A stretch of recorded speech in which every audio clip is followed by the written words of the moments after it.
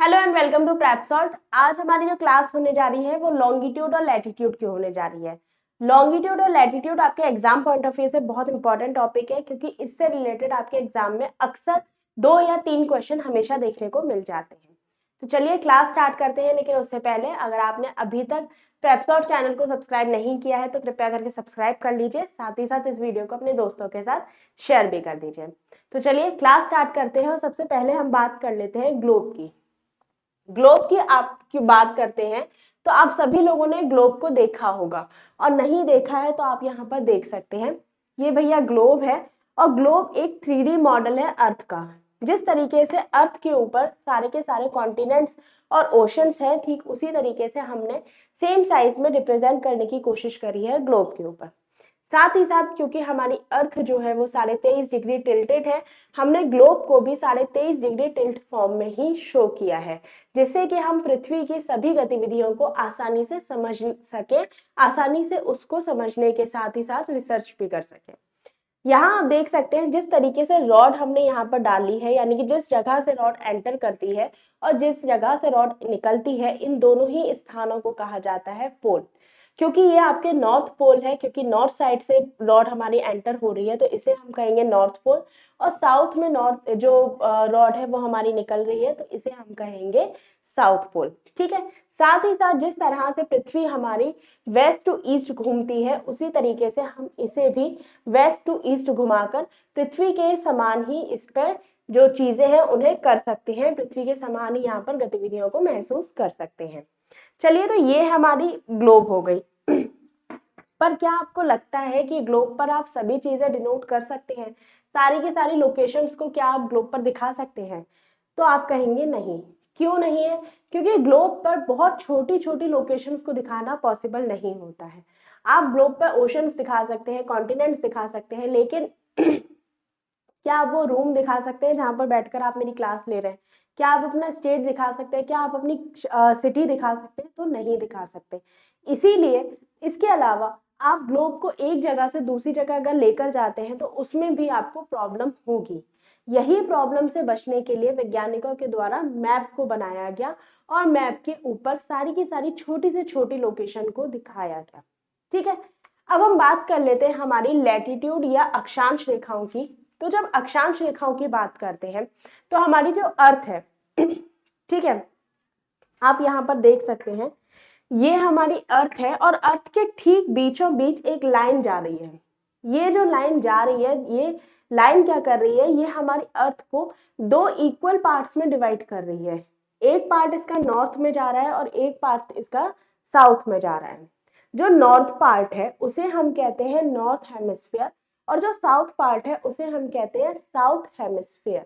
ठीक है। तो ये जो पैरेलल लाइन आपने अभी ग्लोब पर देखी है, यही अगर मैं यहाँ पर बनाती हूँ तो ये है आपकी अर्थ, और यहाँ से ठीक बीचों बीच एक लाइन जा रही है जिसे आप कहते हैं, क्या कहेंगे? इसे आप कहेंगे 0 डिग्री, या इसे आप कहेंगे इक्वेटर।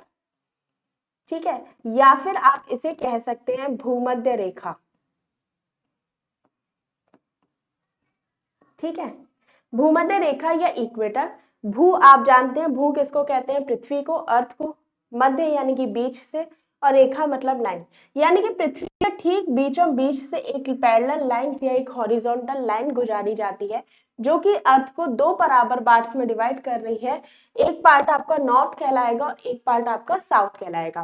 ये क्योंकि अर्थ को इक्वल पार्ट्स में डिवाइड कर रही है, इसीलिए इसे हम इक्वेटर भी कहते हैं, याद रखिएगा। इस भूमध्य रेखा के ही पैरेलल ही हम यहाँ पर और भी हॉरिजॉन्टल लाइंस जो हैं उन्हें हम ड्रॉ कर सकते हैं। ठीक है। अर्थ के ऊपर बनी हुई हॉरिजॉन्टल लाइंस को ही हम क्या कहते हैं? हम कहते हैं लैटिट्यूड, या फिर हम इसे कह सकते हैं अक्षांश रेखाएं। ठीक है। इन्हें हम क्या कहेंगे? अक्षांश रेखाएं कहेंगे। साथ ही साथ आप याद रखिएगा, 2 अक्षांशों के बीच का जो एरिया होता है, यानी कि किन्हीं भी 2 अक्षांशों के बीच के एरिया को हम कहते हैं कटिबंध या फिर जोन। क्या कहेंगे इन्हें हम? इन्हें हम या तो कटिबंध कहते हैं या इन्हें हम जोन कहते हैं। ठीक है। एक बात और याद रखिएगा, ये जो कटिबंध या जोन होते हैं, ठीक है, ये क्या होंगे, किन्हीं भी दो अक्षांशों के बीच के एरिया को होते हैं कटिबंध या जोन। इसके अलावा अगर हम इसके उत्तर की बात करते हैं, किसकी बात करेंगे, हम बात करेंगे इसके उत्तर की, यानी कि अगर हम नॉर्थ और साउथ की बात करते हैं तो ये जो लाइंस हम ड्रॉ करते हैं ये एंगुलर फॉर्म में करते हैं।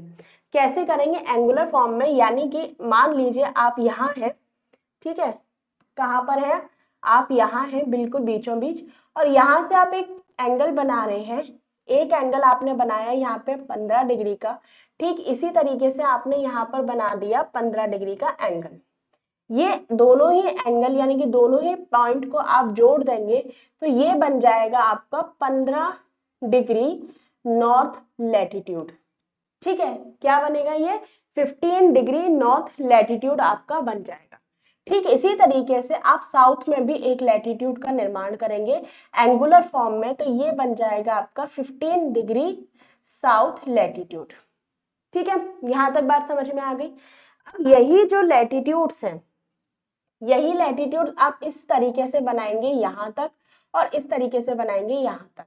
तो आप जब इन लैटिट्यूड्स को बनाते हैं या इन अक्षांशों को ड्रॉ करेंगे तो आप क्या करेंगे, यहाँ आपने बना दिया, इसके बाद यहाँ बनाया, यहाँ बनाया, यहाँ बनाया, लेकिन जैसे ही आप पोल्स पे जाएंगे तो यहाँ पर आपको दो रेखाएं नहीं मिलेंगी, दो बिंदु आपको नहीं मिलेंगे एक लाइन को ड्रॉ करने के लिए। तो ये जो बिंदु आपको नहीं मिलते हैं ये कहलाता है आपका 90 डिग्री नॉर्थ पोल, और इसी तरीके से यहाँ कहलाएगा आपका साउथ पोल जो कि आपका होता है 90 डिग्री पे।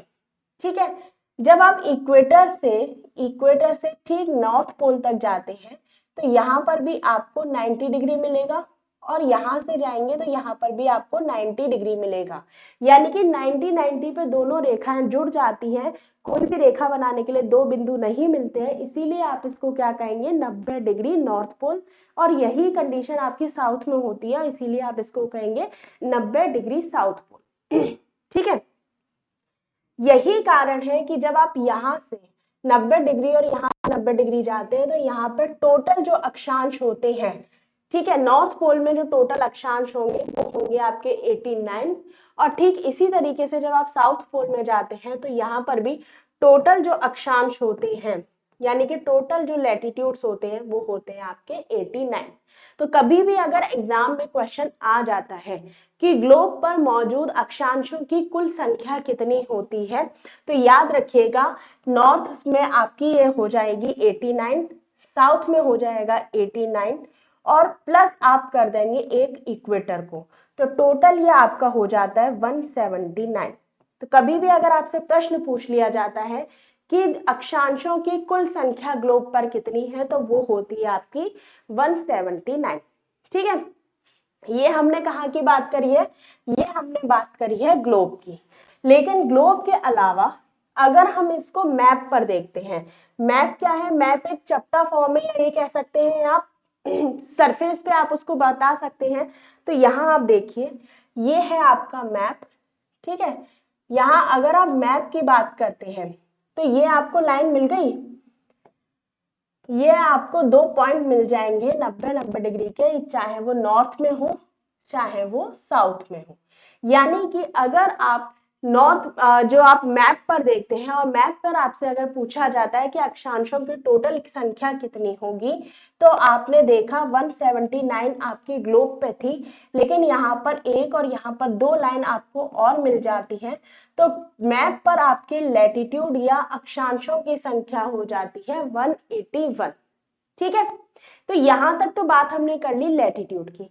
अब आप कहेंगे मैडम लैटिट्यूड लॉन्गिट्यूड की जरूरत क्यों हुई, हमने लैटिट्यूड पढ़ा, लैटिट्यूड में आपको पता चल गया कि भैया एग्जैक्ट लोकेशन के लिए हमने लॉन्गिट्यूड और लैटिट्यूड को रखा, सही बात है।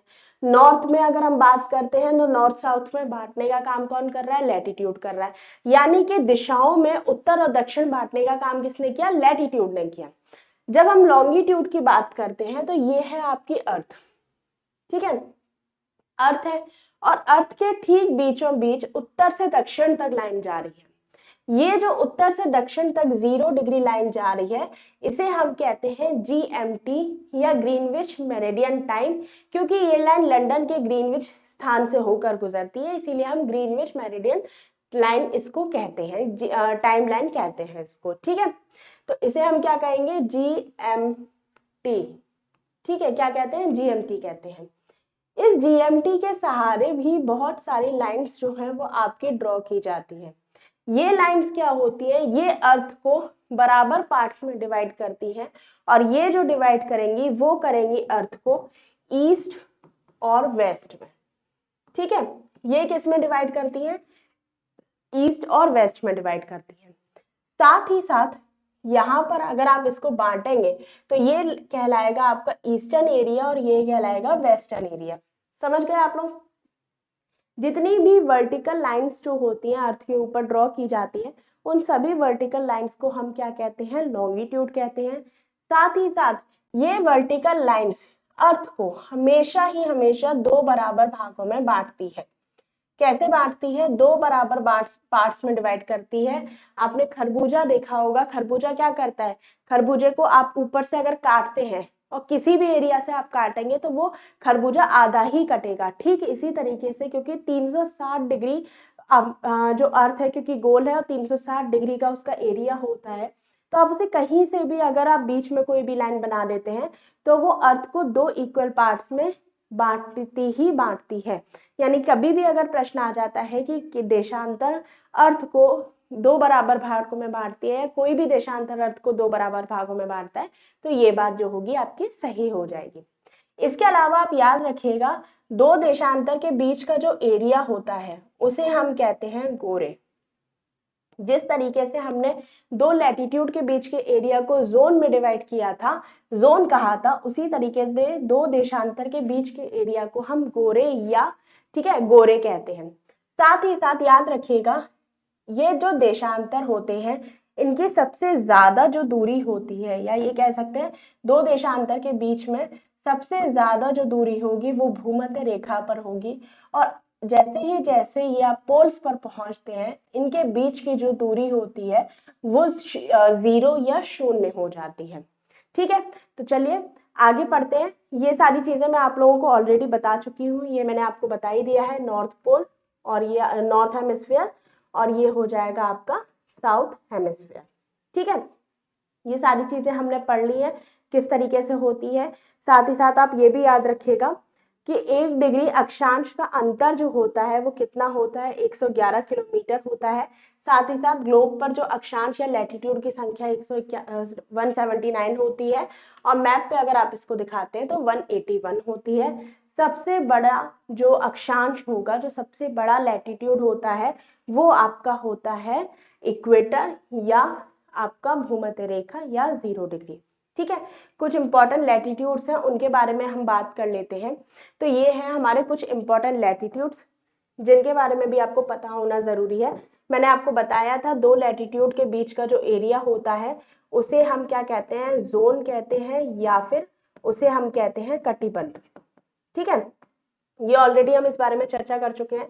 तो ये जो एरिया होता है, यहाँ पे आप देख सकते हैं, ये है आपका इक्वेटर, जिसे आप 0 डिग्री कहेंगे। इसके ठीक ऊपर एक 23.5 डिग्री एक लाइन और जाती है, पैरेलल लाइन जाती है, जिसे आप कहते हैं ट्रॉपिक ऑफ कैंसर। ठीक है, क्या कहेंगे इसे आप, ट्रॉपिक ऑफ कैंसर। ठीक है, इसे आप कर्क रेखा भी कहते हैं। ठीक है, इसी तरीके से साउथ में भी एक 23.5 डिग्री लाइन जा रही है, जिसे आप कहते हैं ट्रॉपिक ऑफ कैप्रिकॉर्न। ठीक है, इसे आप कहेंगे ट्रॉपिक ऑफ कैप्रिकॉर्न। इसके अलावा एक लाइन और जा रही है जो कि 66.5 डिग्री पे जा रही है।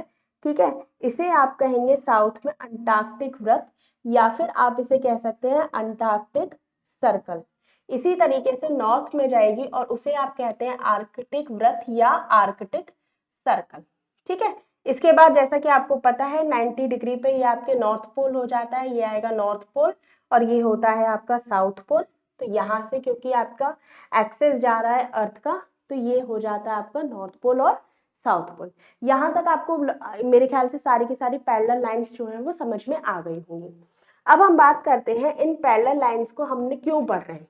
तो हम पढ़ रहे हैं इसलिए क्योंकि आप देख सकते हैं, मैंने आपको बताया था कि दो रेखाओं के बीच में, दो पैरेलल लाइंस के बीच का जो एरिया होता है, दो अक्षांशों के बीच का जो एरिया होता है, उसे हम कटिबंध या जोन कहते हैं। तो कर्क रेखा यानी कि ट्रॉपिक ऑफ कैंसर से लेकर ट्रॉपिक ऑफ कैप्रिकॉर्न के बीच का जो एरिया हो जाएगा, यानी कि ये जो एरिया होता है उसे हम कहते हैं उष्ण कटिबंध या ट्रॉपिकल जोन। क्या कहते हैं उसे? उसे हम कहते हैं, ठीक है, इसे हम कहेंगे उष्ण कटिबंध, ठीक है, या इसे आप कहेंगे ट्रॉपिकल जोन।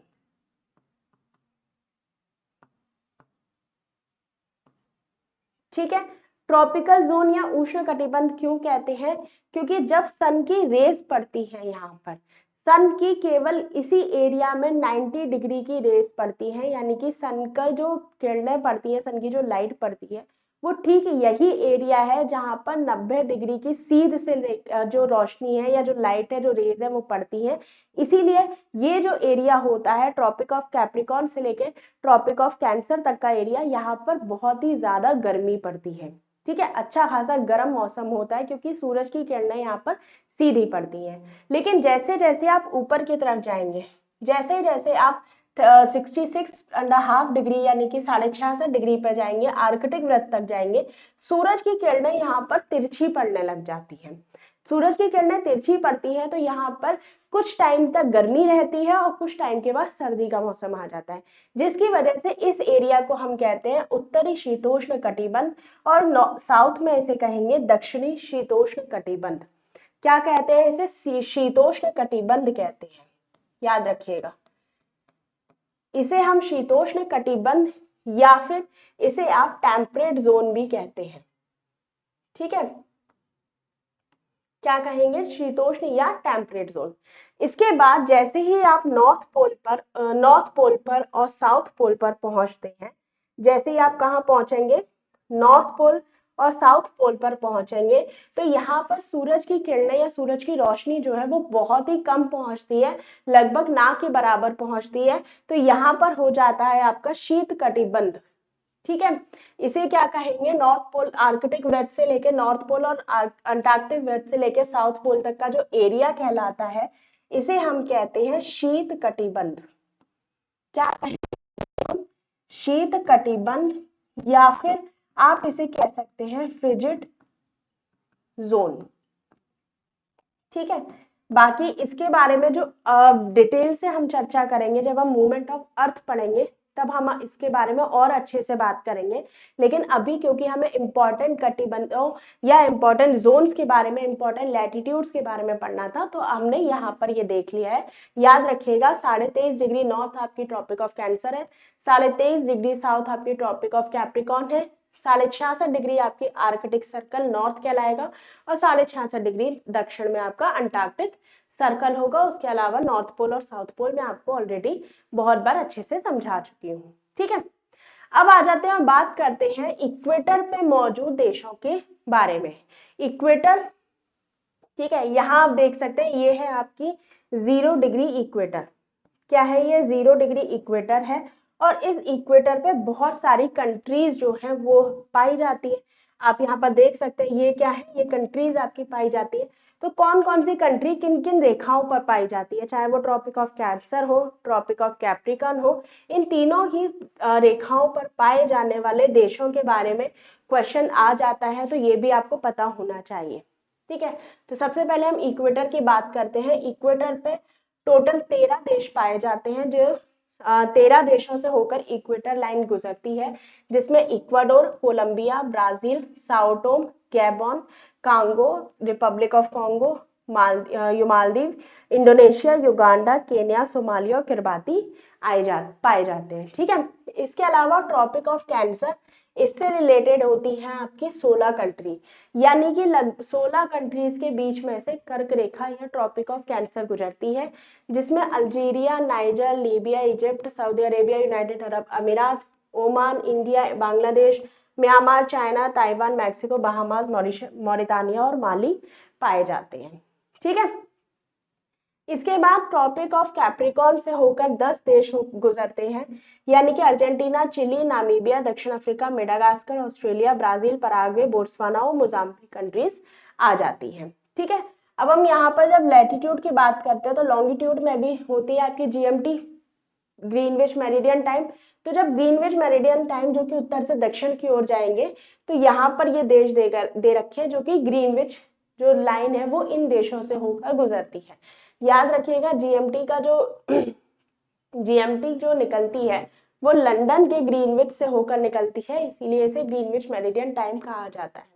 तो अगर इसको ऊपर से नीचे यानी कि उत्तर से दक्षिण देखते हैं तो आइसलैंड, यूके, आयरलैंड, पुर्तगाल, मोरक्को, मोल्टानिया, Mali, Senegal, Burkina Faso, Gambia, Guinea Bissau, Ghana, Togo, Ivory Coast, Sierra Leone और लाइबेरिया, ये सारे ही देश आपके ग्रीनविच मेरिडियन टाइम पर पाए जाते हैं।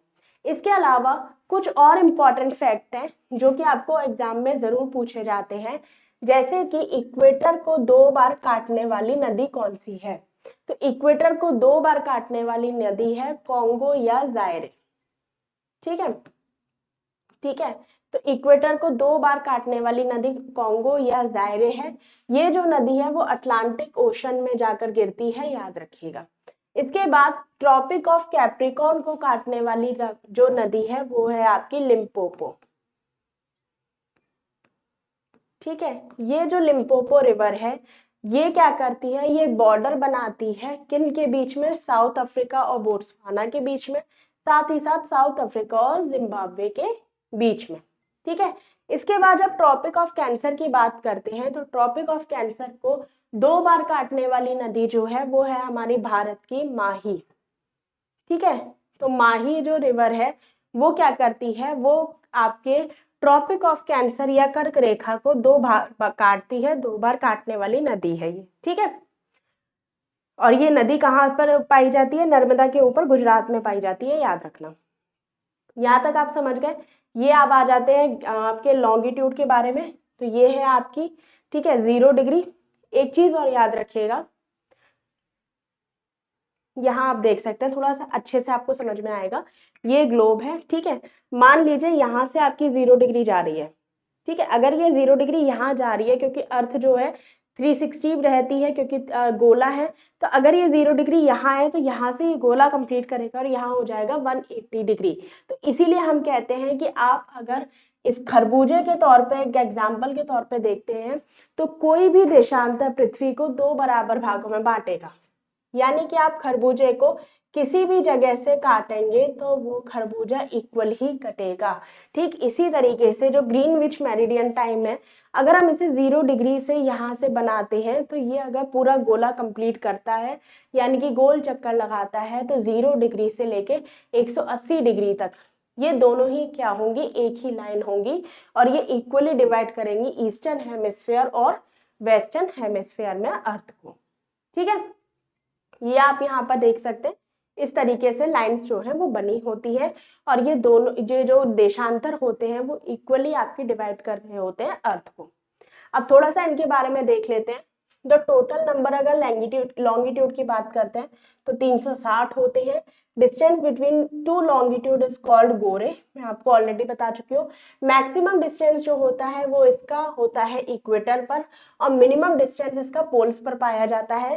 साथ ही साथ 1 डिग्री लॉन्गिट्यूड की जो दूरी होती है, ठीक है, कितनी जो सबसे ज्यादा डिस्टेंस जो इसका पाया जाएगा लॉन्गिट्यूड का वो इक्वेटर में पाया जाता है और कितना होता है 111.31 किलोमीटर होता है। साथ ही साथ याद रखिएगा each longitude divides earth into equal parts. ठीक है, 0 degree longitude is called prime meridian, it is also known as GMT। तो GMT या प्राइम मेरिडियन कहते हैं 0 डिग्री को, मैं आपको ऑलरेडी बता चुकी हूँ। जब हम आपके भारत की बात करते हैं, इंडिया की बात करते हैं तो 82.5 डिग्री या 82.5 डिग्री ईस्ट जो लाइन है वो इंडिया का स्टैंडर्ड टाइम लाइन है जो कि इलाहाबाद के पास नैनी से होकर गुजरती है। अगर ऑप्शन में नैनी नहीं है तो आप मिर्जापुर भी दे रखा होगा तो मिर्जापुर भी लगाकर आ सकते हैं। साथ ही साथ हमारा जो टाइम जोन है वो जीएमटी से 5.5 घंटे आगे की तरफ चलता है, 5.5 घंटे ज्यादा रहता है। ठीक है, 180 degree longitude called international date line. जो 180 डिग्री लॉन्गिट्यूड होती है उसे हम इंटरनेशनल डेट लाइन या आईडीएल भी कहते हैं। साथ ही साथ याद रखिएगा ये जो आईडीएल है ये बेरिंग जो स्ट्रेट है उससे होकर गुजरती है। और एक चीज और इम्पोर्टेंट है कि जैसे ही आप आईडीएल से वेस्ट या ईस्ट की तरफ जाएंगे तो आपको एक दिन का फायदा और एक दिन का घाटा होता है, याद रखिएगा। कैसे होता है वो भी आप देख लीजिए। ठीक है, एक मिनट, यहां आप देखिए,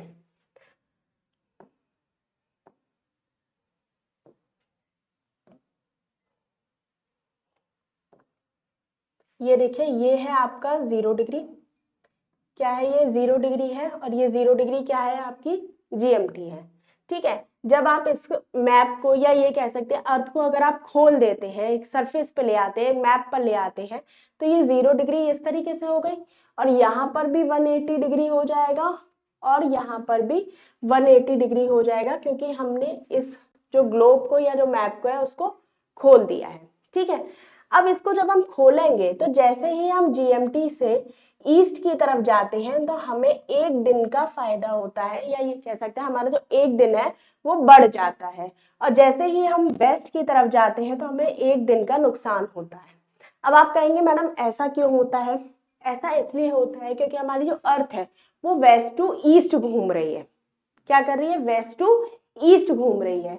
इसलिए आप कह सकते हैं कि अगर जीएमटी पर 12 बज रहे हैं, कितने बज रहे हैं? जीएमटी पर 12 बज रहे हैं, और इसके बाद अगर आप यहाँ पर बजा देते हैं 1, ठीक है, यहाँ पर 1 बजा देते हैं, तो 0 डिग्री से अगर आप क्या ये जो आप कह सकते हैं ये 0 डिग्री है, ठीक है, और यहाँ पर 0 डिग्री के बाद ये जो अगली जो डिग्री रहेगी वो आपकी मान लीजिए हो जाती है 1 डिग्री। ठीक है, तो जैसे ही आप 0 डिग्री से 1 डिग्री की तरफ जाएंगे तो आपको टाइम को बढ़ा हुआ ही दिखेगा, यानी कि अगर यहाँ पर 12 बज रहे हैं तो यहाँ पर 1 डिग्री के बाद आपका बन जाएगा 12:04। क्या हो जाएगा? 12:04 हो जाएंगे। ठीक इसी तरीके से अगर आप वेस्ट की तरफ जाते हैं और यहाँ पर आपके ये भी 1 डिग्री है, और जब वेस्ट की तरफ जाएंगे तो हमें समय का नुकसान होगा, यानी कि समय हमारा कम रहेगा, तो यहाँ पर आपके क्या बजेंगे? यहाँ बजेंगे 11:56। ठीक है, तो याद रखिएगा जैसे ही हम ईस्ट की तरफ जाएंगे तो हमारे टाइम की बढ़ोतरी होती है, या कह सकते हैं हमारा टाइम एक्सटेंड हो जाता है, बढ़ जाता है, और जैसे ही हम पीछे आते हैं यानी कि वेस्ट की तरफ आते हैं तो जो टाइम है हमारा वो कम हो जाता है। ठीक है, तो याद रखिएगा एक चीज और, याद रखिएगा कि मान लीजिए आप जहाज लेके जा रहे हैं, और जहाज लेकर आपने क्या किया? ये 100 डिग्री 180 डिग्री है, इसको क्रॉस कर लिया। अगर आप इसको क्रॉस करते हैं तो आप ये क्रॉस करके पहुंचेंगे तो यहीं पर ना, तो अगर मान लीजिए आप यहाँ पर 11 जनवरी को निकल रहे हैं, और 11 जनवरी को आप निकले हैं, 11 जनवरी के बाद जब आप यहाँ पहुंचेंगे तो आप वापस पहुंच जाएंगे 10 जनवरी में। ठीक है, यानी कि एक दिन का आपको फायदा हो जाएगा, आप वापस से 11 तारीख को जी सकते हैं। फॉर एन एग्जाम्पल, अगर आपका जन्मदिन 11 जनवरी को पड़ रहा है और आप 11 जनवरी को कहाँ पर है? ईस्ट में है। ठीक है, तो आपने यहाँ पे अपना हैप्पी बर्थडे बनाया, और उसके बाद जैसे ही आप यहाँ से निकले आप पहुंच गए यहाँ पर। यहाँ पर क्या हो गया? यहाँ पे 11 जनवरी दोबारा आएगी, तो यहाँ पर फिर से आप अपना बर्थडे जो है वो सेलिब्रेट कर सकते हैं। ठीक है, यहाँ तक बात समझ में आ गई? अब आगे बात कर लेते हैं थोड़ा सा टाइम्स के बारे में। तो जैसा कि आपको पता है, ठीक है, यहाँ पे आप देख सकते हैं ये आईडीएल है, आपकी इंटरनेशनल डेट लाइन है, ये जो है आपके टाइम जोन में डिवाइड कर रही है आपको। याद रखिएगा जो दुनिया में जो टाइम जोन है वो 24 टाइम जोन है, जिसमें सबसे ज्यादा टाइम जोन जो है वो रशिया के पास है 11, उसके बाद यूएस आ जाता है आपका 7 टाइम जोन रखता है, ऑस्ट्रेलिया के पास 2 है और भारत के पास 1 है। हालांकि बात हो रही है कि भारत में भी 2 टाइम जोन होने चाहिए, क्योंकि नॉर्थ ईस्ट में अगर हम बात करते हैं तो नॉर्थ ईस्ट और वेस्ट में जो अंतर है टाइम का वो लगभग 2 घंटे के आसपास का होता है, 2 घंटे का अंतर होता है सीधा सीधा। इसलिए ये बात की जा रही है कि इंडिया में भी 2 टाइम जोन होने चाहिए, हालांकि वो भविष्य की बात है, तब की तब देखेंगे, ठीक है। तो यहाँ पर थोड़ा सा हम ये देख लेते हैं, जब टाइम जोन की हम बात करते हैं, टाइम की बात करते हैं, तो आपको पता है हमारे पास 360 डिग्री यानी कि 360 देशांतर होता है, ठीक है। तो जब पृथ्वी घूमती है तो वो 24 घंटे में अपना एक चक्कर पूरा करती है, ठीक है। जब 24 घंटे में एक चक्कर पूरा करेगी तो 1 घंटे में वो कितना चक्कर पूरा कर लेगी, या कह सकते हैं 360 डिग्री जो देशांतर है वो पूरा की पूरा देशांतर 24 घंटे में खत्म कर रही है। तो अगर हम 1 घंटे की बात करते हैं तो ये जो कंप्लीट कर लेगी वो कर लेगी आपके 15 डिग्री में। तो 1 घंटे की डिग्री कितनी हो जाएगी, ये हो जाएगी आपकी 15 डिग्री। अगर हम 15 डिग्री को कह सकते हैं तो हम ये भी तो लिख सकते हैं कि 1 घंटे बराबर 60 मिनट, ठीक है।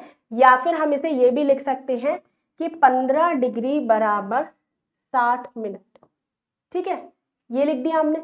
अब जब 15 डिग्री बराबर 60 मिनट है तो 1 डिग्री बराबर हो जाएगा हमारा 15 डिवाइड 60 डिवाइड 15 यानी 60 डिवाइडेड टू 15, तो ये हो जाएगा हमारा 1 डिग्री बराबर 4 मिनट, ठीक है। तो कभी भी अगर आपका क्वेश्चन पूछ लिया जाता है कि 1 डिग्री बराबर कितने मिनट होता है तो 4 मिनट होता है, और आप याद रखिएगा कि ये आपका है मैप, या ये कह लीजिए इस तरीके से आप देखेंगे, ये है आपकी क्या है 0 डिग्री, ठीक है, ये 0 डिग्री है और ये है आपका 1 डिग्री, ठीक है, ये क्या है आपकी 1 डिग्री है। अगर 0 डिग्री पे आपके 12 बजकर कितने बज रहे हैं, 12:05 हो रहे हैं, तो जैसे ही आप 1 डिग्री आगे की तरफ जाएंगे तो यहाँ बच जाएंगे 12:09, यानी कि 4 मिनट का आपको इजाफा हो जाएगा, 4 मिनट जो है आपके बढ़ जाएंगे। ठीक इसी तरीके से अगर 1 डिग्री आपका वेस्ट की तरफ है तो आपके हो जाएंगे 11:4 आप इसको यहाँ पर खत्म कर सकते हैं, तो 11:59 आपका यहाँ पर हो जाएगा, ठीक है। तो आज की हम लोग ये जो क्लास है वो यही खत्म करते हैं। साथ ही साथ एक फैक्ट और याद रखिएगा, ये जो 66.5 डिग्री या फिर आप इसे आर्कटिक सर्कल जो कहते हैं, आर्कटिक सर्कल और जीएमटी जो है वो आपस में कट करते हैं नॉर्थ अटलांटिक ओशन में। तो कभी भी अगर आपका एग्जाम में पूछा जाता है कि जीएमटी और आर्कटिक सर्कल या आर्कटिक जो लाइन है वो कब कहाँ पर कनेक्ट करती है, कहाँ पर एक दूसरे से मिलती है, तो वो नॉर्थ अटलांटिक ओशन में मिलती है।